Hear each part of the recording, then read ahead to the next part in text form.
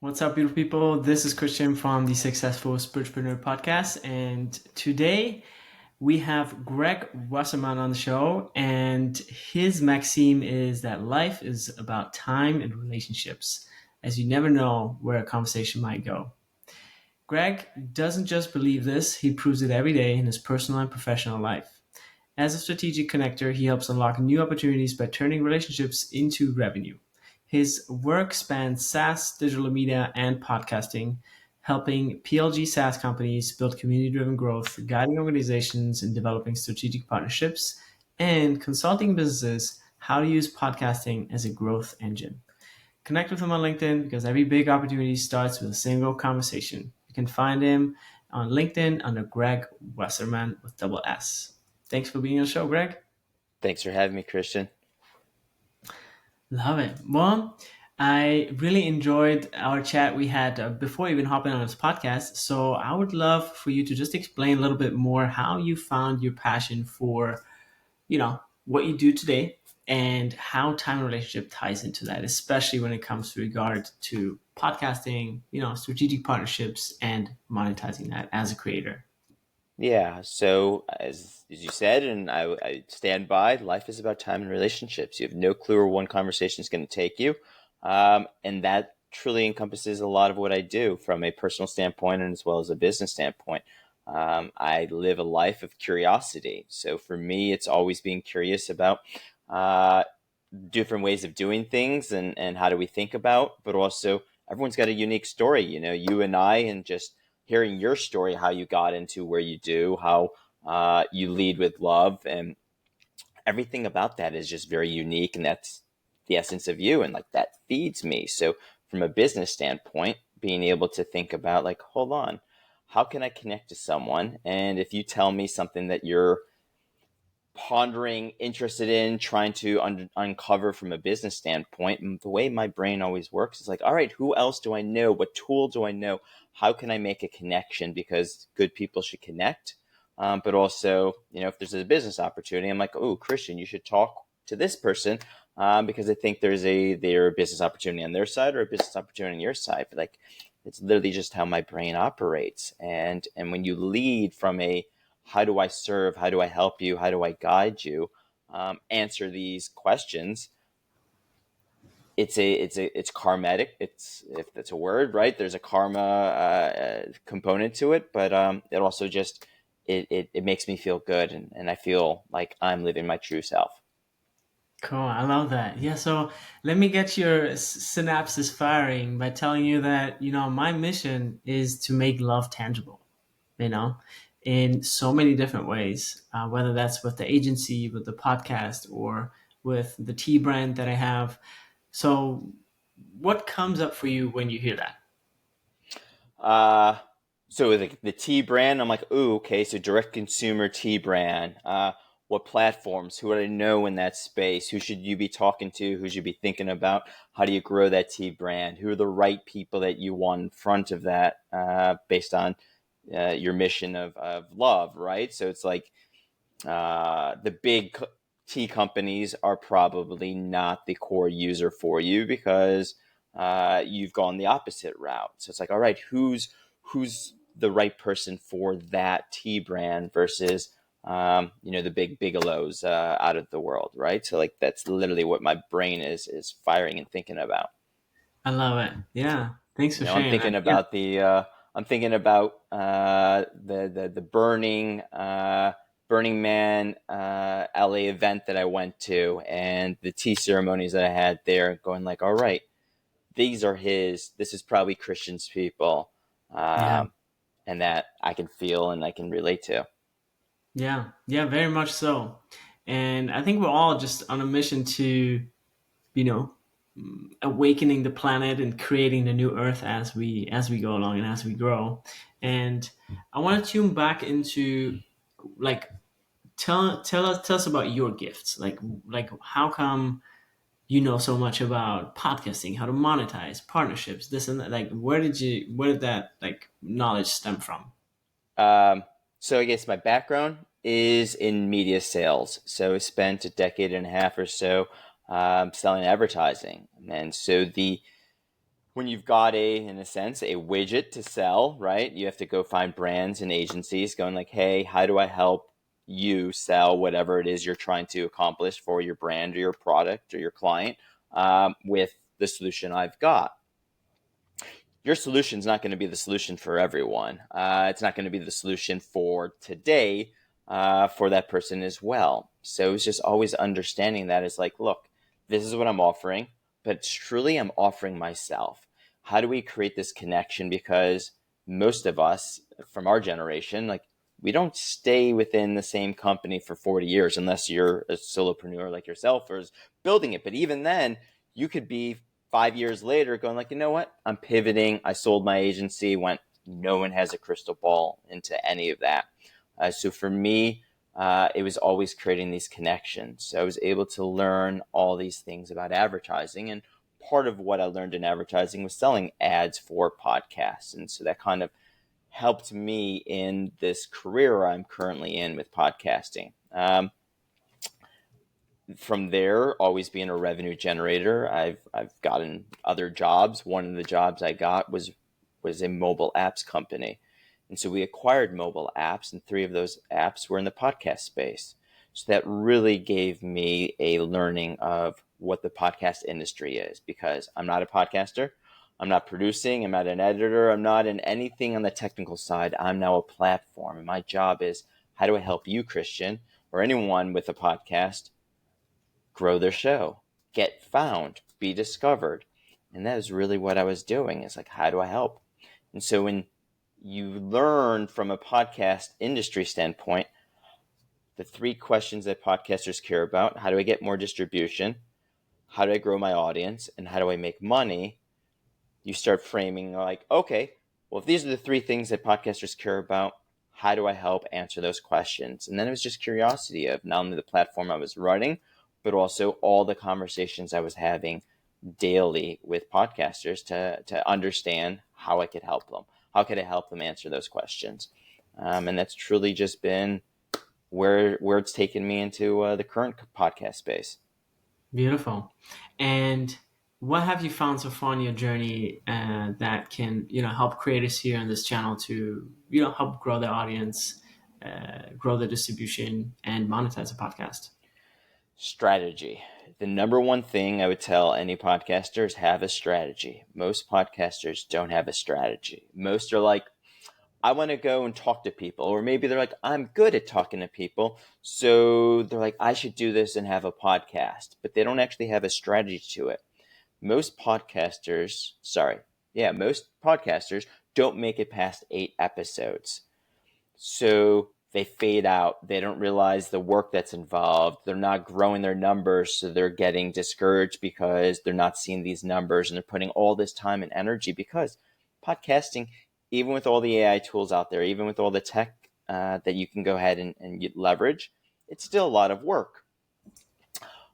Take your show for an example, a pre-call. So that's time setting up the call with me, then a call, then it's the actual interview here that we've got, then it's all the assets thereafter that you're creating, the editing. Like, that is time and labor intensive.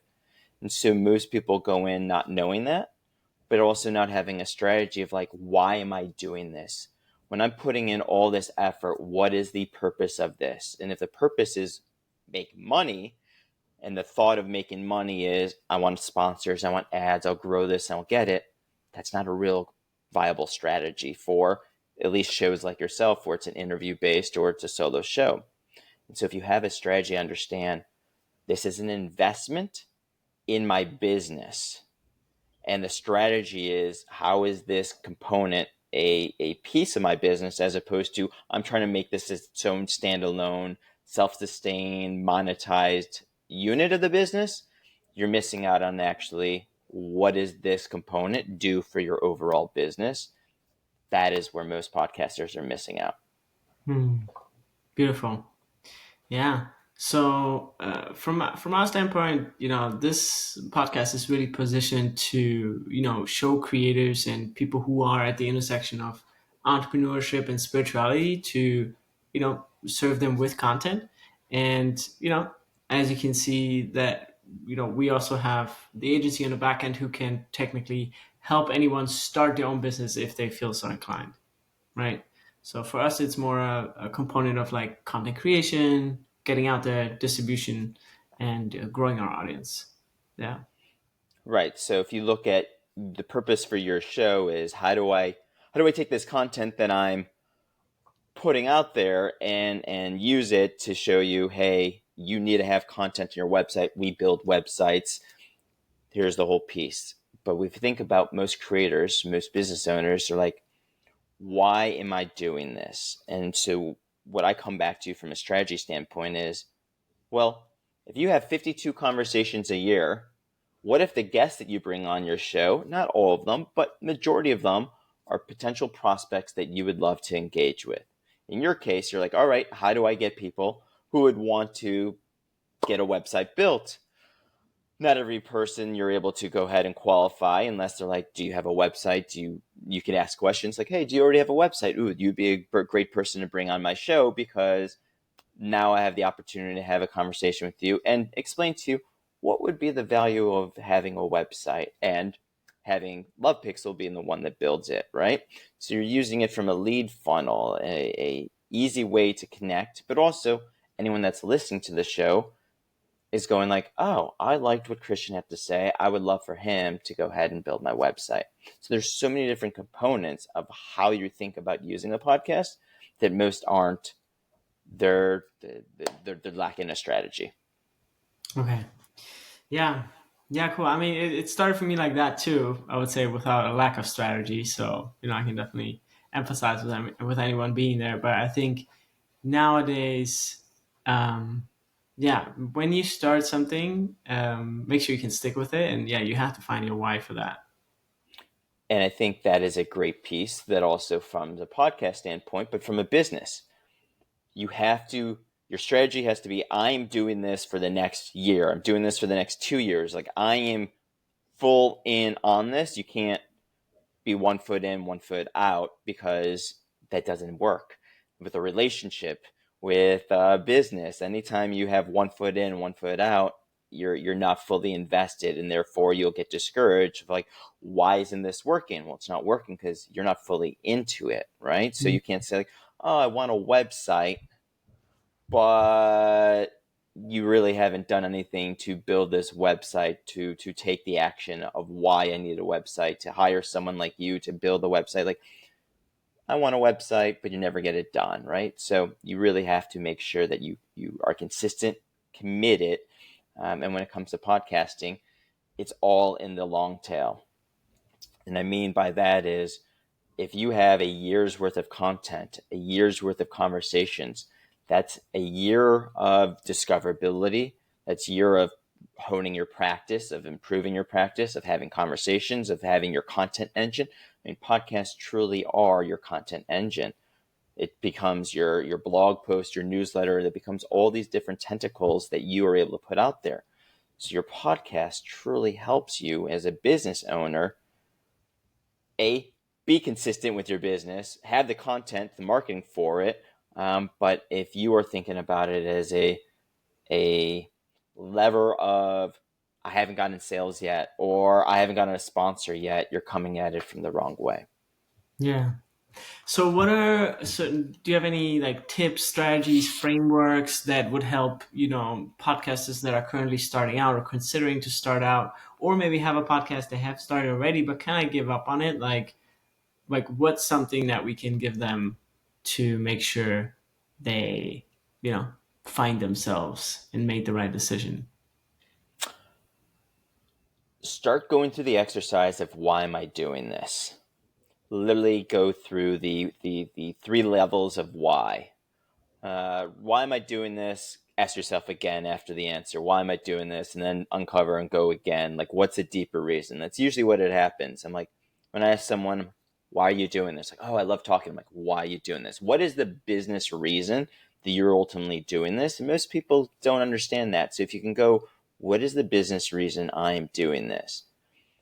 And if you don't know the answer, or if the answer doesn't tie back to a strategy, then start asking. Some people I talk to, they're like, hold on, you're right. I've never thought of using the guests that come on my show as potential prospects. That's an interesting way to think about it, right? So like you don't know what to ask, and that's why people like me are here to guide you, but also there's resources to go ahead and find that. But at the end of the day, start asking the why am I doing this? And if it's not tied to a business, like financial, but it's Mm-hmm. tied to love or spiritual, whatever, that is still tied to I'm giving something back, right? So if the business reason I'm doing this is so that I can share more love, I can share more positive energy, whatever it is, then great. Those are all valuable too. But why do you want to do that?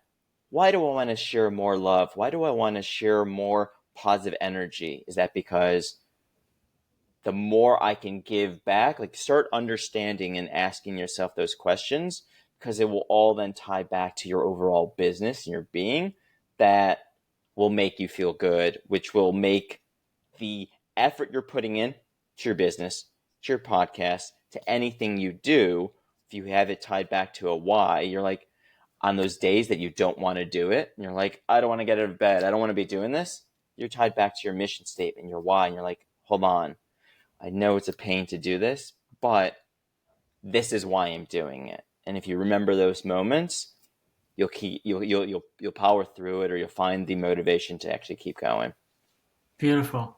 And now, as the next, couple minutes for the podcast, I'd love to do a little exercise with you that I'd love for you to guide a little bit, and that is to um, just maybe analyze this podcast or whatever style or whatever feedback, whatever, like I want you to kind of like do like a 10-minute coaching session with me on this Okay. podcast. Why are you doing the podcast? So for me, the reason why I'm doing this podcast is because I'm super excited when people launch their own businesses. And part of this podcast is to give people the inspiration to do so. Why? I feel that everyone has a message and something to give to the world that would very much fulfill them, and they can make that a business too. How? By start offering that in whatever form. Okay, so your podcast is a guide to a listener on why they should start this business. Mm-hmm. Yeah, to become a spiritual entrepreneur. So basically, it is, a business, but also there's the spiritual component, which kind of like, for me, is just like when you start a spiritual business or you are a spiritual entrepreneur, you're kind of like in alignment in many areas of your life, like because you're starting this business not just for a business reason, but also for a personal passion, love reason, So then, what do you hope a listener, or if we extract a listener, just a person who's engaging with your overall show content, is going to walk away with? I really put myself out there for them to be inspired with executing an idea they've been waiting on, building a website or a brand, or making something tangible that they have that they have had in their head for probably years, but never actually gotten around to execute.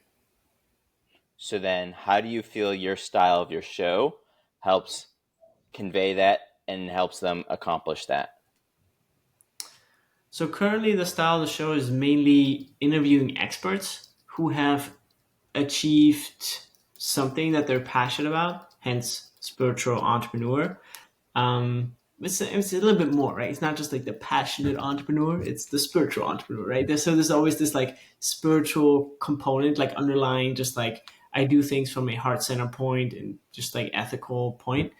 And things that are in alignment with me, like alignment is a big word. But yeah, so based on these expert interviews, I, give people that content so they can listen to it and be like, that's cool. Like if I've always wanted to be better in this regard or that regard, be more disciplined or start my thing in that way, So then, that is a core question you should make sure you're asking all of your guests, right? Like, where is you mentioned alignment, you mentioned heart center. So how is it that you, guest, whatever, do what you do with alignment? How do you do it with heart center? And then tied back to for our listeners. So if you break the fourth wall, you're always going to go for myself and anyone that's listening. What does it mean to be in alignment? What is it? So start asking those questions, but you want anyone that's listening to this right now, right? Like, you don't want to be a fly in the wall. You want to be in the conversation. You, in a sense, want to be Christian, and Christian is now speaking for you as a listener. Nothing's worse than, if you're listening to this, going like, I'm a fly in the wall between Greg and Christian. No, you as the host are there to guide and speak for your listener, to speak to your listener so that they can go, I feel connected, not only to this show, feel connected to Christian, but also he's doing a great job on guiding this conversation for me as a listener to walk away with the actionable pieces I need, the goals that you want for your listener. That is always going to be a key piece. Mm-hmm. Cool. Yeah, I agree. Thanks for that. And I want to turn around the stick a little bit for you, because I feel you have a great message to share and you've already done so. However, for example, I didn't find a website for you. So, what's the reason you haven't put one up yet? And, maybe people in the audience, can identify with that. Yeah, it's a great one. So if we tie this back to why don't I have a website, is also tied to why don't I have a podcast. Greg, you work in podcasting, you don't have a podcast. That's kind of funny, right? I never knew what my business reason was for having a podcast. If I'm coaching people on what is the business reason, why are you doing this? Otherwise, it's a lot of work just to do a podcast. And that was very similar to the same thing of, what is my website going to be? What is the purpose of a website? Is it to attract people from a consulting standpoint? Is it a resume so I can go ahead and get more jobs? Is it highlight me as a podcast expert? Like, I didn't know what that was. It wasn't until so I kept pulling those layers and pulling those threads as I tried to figure out what it was. And once I figured out what I want my website purpose to stand for, I signed up and bought the domain name, which was, in a sense, a debate between myself and others. Like, what should my website be? My partner, she did not like the name of what my website is. And so for those of you, I ended up going, it's meetgregwasserman.com. Because I believe that life is about time and relationships. And I want you to meet me because I think that every conversation we could have is gold, because I don't know where that's going to go. So I just want a website that introduces me to bring you in and listen and connect with me. But then the actual process of building it, overwhelming. I'll admit, this is why, Christian, you run a company building websites. Trying to figure out the color, the logos, like all those components. I just stopped. I sat down one day and I'm like, what is it that I want to say? I'm like, I know what I want it to look like, but in terms of colors and visions and logos and images, like, I don't have like a whole plethora of headshots and everything else that I would put on the website. So yeah, it just became, you know what? I created a link tree. The link tree has my calendar, but at the end of the day, I also just drive everyone to LinkedIn, and that is it. But for someone who coaches people, that a website and your email list are the only two things that you actually can own, yes, I should have one. Cool. Yeah, thanks for being so transparent. And I think like that's the process a lot of people go through. It's like, Jesus, that is complex. Because when you create a website, it's basically you're incarnating a version, a persona of yourself, right? And when you actually create a website, because I was thinking the same thing for my own brand. It's easier to do it for other people. Like when you do it for yourself, I saw this doing this for myself. It's like, who do I want to be? Because we are humans, we're very multi-layered. We have so many interests, I can speak on so many topics, right? It's not just websites, SEO, branding. I can speak about tea. I can speak about the DAO. I can speak about Burning Man. It's like all kinds of stuff I can speak about, right? But who do I want to be? Who do I want to be presented as online, right? And I think that's what I feel for you. The biggest block is putting the foot down on one thing, right? And whereas as a human, you can be multiple things, and you can also it's just a part of communicating that intelligently or broadly enough and specifically, as needed on the website, that you are all these, but also or primarily or secondarily, you know what I mean? So yeah, that's part of it, because like it's hard to put yourself down if you are more things. I think the other side is the person who's I'm all business as what I present, but I'm the guy at the club till 2 a.m. drinking, right? Like, well, I can't show my business side, my personal side. And that's the person who's trying to separate those pieces, as opposed to the person who's like, hold on, I want to attract who I am. And so I'm being authentic, I'm being truthful, I'm going like, if I'm the person who's having a good time, but I'm still really good at, let's say, wealth management, like, why can't those two things be coexisting at the same time together, right? It's And the really funny. mind is a person's basically going like, would I invest my money with someone who's doing that? And it goes like, well, that's probably not the person you want. You want to attract the person that will look at you and go, you know what, Mr. Beast, I love that guy, and look at how well and how successful he's been, and so that's my kind of person. That's who I want to work with, as opposed to like, Mr. Beast, you're all suit and tie, and I don't really trust that, but I also know you're right. So you're just trying to figure out who are you trying to present and being authentic with it, and that I think is the best the best way to do it. Yeah, and also the hardest.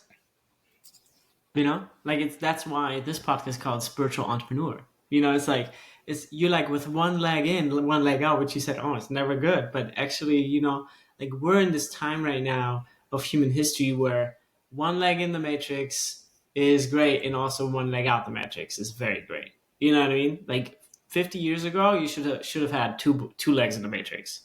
But now we're kind of like humanity collectively and individually, we're stepping out of this and are like, yo, like I can be myself and I can actually combine this. I can offer wealth management, or, we have another client that does like Ivy School coaching. So he gets like young students into these Ivy League schools. And he was working for this organization for a long time that does that professionally on a very big and large scale. And now he's like, you know what? I want to do that, but with more heart, like more, you understand? So it's like, you can bring those two worlds together.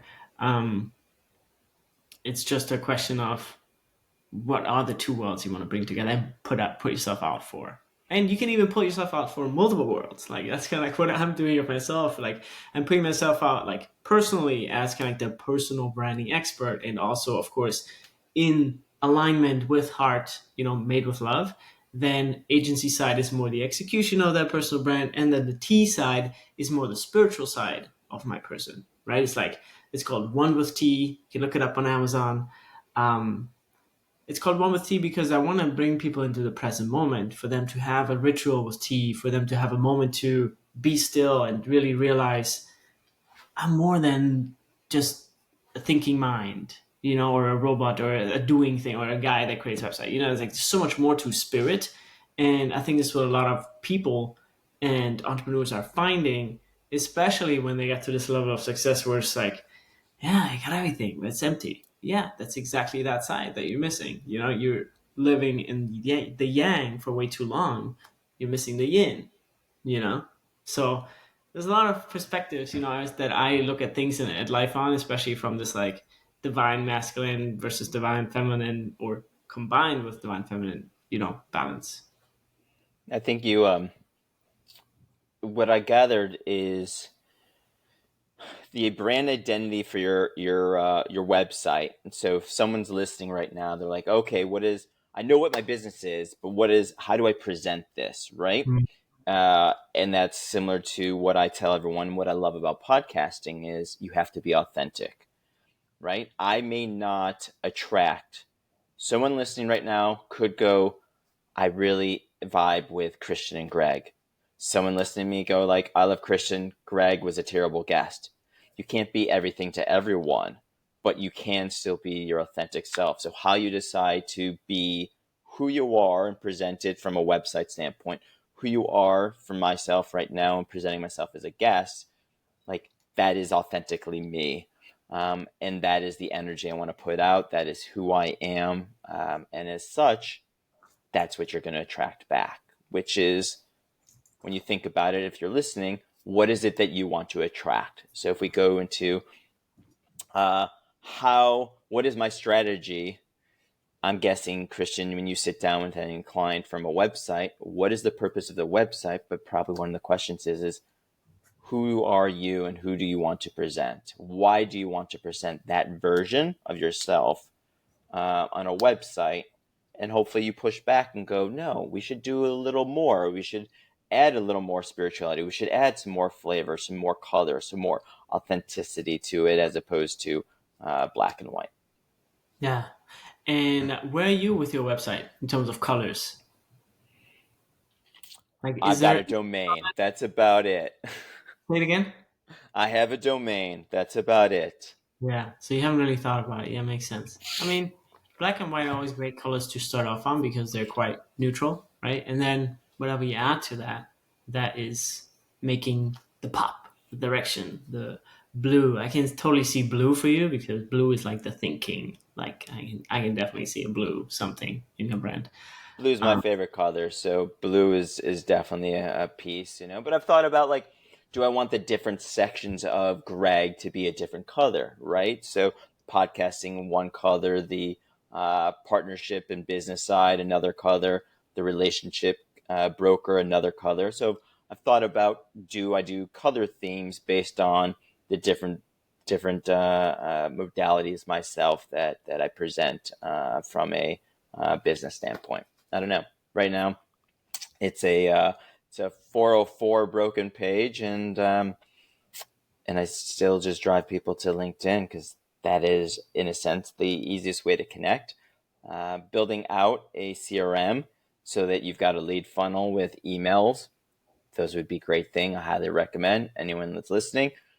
Don't do as I do as I say, right? You should own an email. If nothing else, it is just a place that you are able to gather users and connect with them however you want to connect with them, whenever it is. But you can build 1 million people on any social platform. Doesn't mean you get to reach those 1 million people. Doesn't mean you get to communicate with them. And email is the easiest and best way that you can own your communication with whoever it is that you want to be able to communicate with. Totally. Yeah. There's this content creator online. His name is Dan Coe, and he has this quote. I think it's from somebody else that says, "Build distribution and then build anything." Right? Because once you have the audience, like it really doesn't matter like what you're gonna build, right? And once you own the audience, like even like social media, it's like Instagram, we had multiple clients that their Instagram account got banned because, they're into psychedelic space and the health space. And sometimes Instagram is a little iffy about those topics. Um, so it's like, boom, 20,000, 50,000 followers gone in a day, So email is definitely king, still king. So yeah, whatever you're creating out there, make sure you collect your email. Um, I've lost 2 jobs because algorithms changes. I was at one company. They were at the time, the largest Facebook publisher doing 5 billion views a month. Facebook changed their algorithm and they went down to under 1 billion views. And that's a huge hit to financials when you're now monetizing a fifth of what you were doing. But as such, changed the dynamic of the company, had to let people go, and then they had to figure out what are the new algorithms and build from there. But while they're doing that, there's financial hits. So you have no clue what, and we look at TikTok, right? They're talking about banning that. It's like you have no clue when you aren't the controller of that information and that platform, what they may do, what they may change to your algorithm, which all of a sudden changes your entire business. So making sure that you have a website with a lead funnel that gets you some emails is a key piece. Yeah. Beautiful. Well, I want to switch the gears of the conversation a little bit into just some personal questions. And one of them is now that we've talked a little bit about, the spiritual entrepreneur, like what is your definition of the spiritual entrepreneur? Authentic. Like being authentic with who you are and how you're presenting yourself. And why do you think that is a superpower? Like, why are spiritual entrepreneurs more successful than a passionate or a normal entrepreneur, if we can, state it like that? Because people are connecting with you for truly who you are. They can feel that in their soul. They can feel that connection. They can feel that vibe of like, you are this person. We don't trust the media these days, right? So trust is a big piece. But if you are authentic, if that is, you don't know, right? Like, take certain people in the news that they're like, whoa, I had no clue that this person years later was doing all these shady things, right? But if you are authentic, if you are truly who that person is, that becomes a beautiful thing. Like, you don't have to worry about what is the news going to find about me? What are people going to talk about? Like, you aren't living a life of lies, because most of the time the lies end up crumbling and crashing, and you've spent all this time building up a lie. But if you are authentic, if you are truly who you are and presenting that consistently to the world, knowing that it can change, one day I may go on a journey, my eyes open up in a different way, and it doesn't change the essence. It just changes how I'm viewing certain things, but like, that is still authentic me. Beautiful. Yeah, I think that's a great picture you painted there, So next question: who or what inspires you in the most in your spiritual and entrepreneurial journey currently? I'm part of, so there's a couple answers to this. There's the People Forward Network, which is an incredible, I guess, best way to look at it is a network of people who are only thinking about leadership and people forward leaders. And so being part of that and seeing all these amazing leaders doing, how do we improve your lives? How do you improve the way that you lead, that you improve your office or the workforce or your internal? Like, seeing that is all incredibly inspirational, because it makes me want to do better. It makes me want to learn. The curiosity in me is incredible. There's a guy, Ryan Berman, who's all about courage. So I get his newsletter. I use this as an example, everyone. If you've heard this, say it again. He was on a podcast a week ago. Your podcast. There you go. So Ryan, I love Ryan because he knows this. I'll text him. I don't listen to his podcast, but every Thursday I wait for his newsletter, and even some of the content I put on LinkedIn is from his newsletter. So I look forward to that. Leading with Courage, his whole system. That is continues to open up me and tear down. All of us have fears, right? So if you can live a life more courageously, that's only a good thing. My partner right now, I'd say she's helping me live this life because she's she's into all these different modalities, whether it's cold plunges and heats, spirituality, human design, all these different components that are allowing her to live more in alignment, going back to your word of alignment. So we're always looking at, how do I live more aligned with what my whether it's my natal chart, whether it's my human design, whether it's whatever test I've taken that allows me to feel better aligned. Beautiful. So coming back to yourself and what do you want to stand for, once you leave this physical plane, like what do you want to be known for? What are 3 words you want to be known for? Oh, wow. 3 words I want to be known for. Mm-hmm.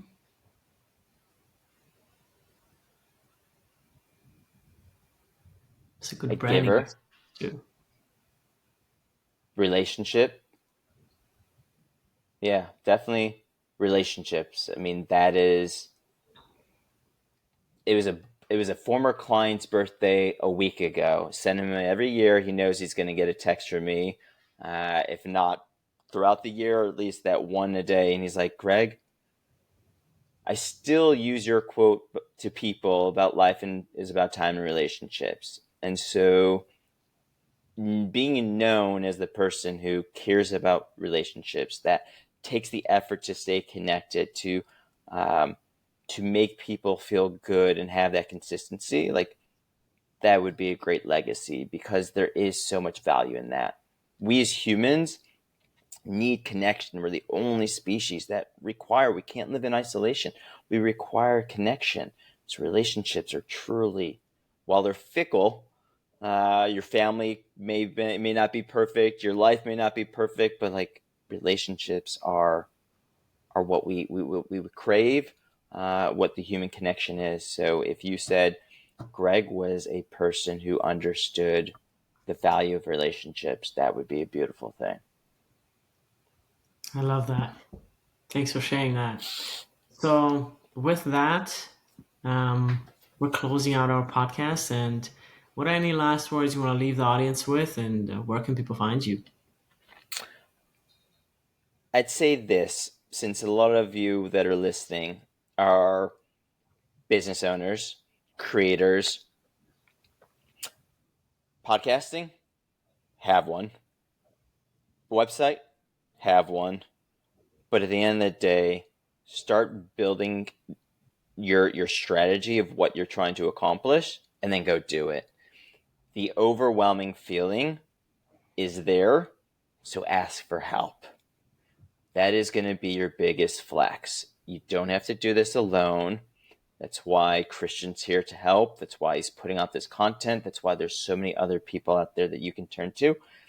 It is actually the greatest gift you can give, because think about when someone asks you for help, how that makes you feel. So now, if you don't ask for help, if you spend so much time overwhelmed researching things, spending so much time in paralysis, that you don't turn around and ask someone else for help, you are avoiding the possibility of giving a gift to someone and helping yourself at the same time. So I'd say, for anyone that's listening, go do it, ask for help, and you're going to do great things. Find me Beautiful. on LinkedIn. That's where I live until I build a website. But LinkedIn, reach out. Let me know you listened. Would love to talk. I have no clue where our conversation is going to go, but I know it's going to be something beautiful. Awesome. Thanks for sharing all that. And the only thing I'd like to add, what I love about websites is the identity shift you see in people once it's online. You know, it's kind of like putting a stake in the ground of like, this is who I am, right? That's why people who are not ready, they're not creating one, right? So I'd with that, say to that point, I love Brene Brown. And so Brene Brown has the whole vulnerability hangover piece, right? So when I come on your show and I'm like, I can't believe I said what I said, it's now out there, just like a website. You're like, it's out there. But the nice thing is you can change some of that. Like it's It's Yeah. malleable. You can change it, but like stake it. You'll have Mm. that vulnerability hangover. You're like, ooh, I can't believe this is my website. Everyone's going to criticize me. Everyone's going to say it's like, but it's okay. Be true to who you are, and that's what's great. Yeah. Beautiful. Well, thank you so much for, coming on the podcast. Such a cool conversation. Thanks for sharing all your wisdom, all your heart. And yeah, I'd love to talk to you some more about branding website and maybe, give you a little coaching for free or whatever we do. But, you're an incredible guy that needs to be out there because you have your medicine, you have your message. There you go. I appreciate it, Christian. All right. Thanks for being on.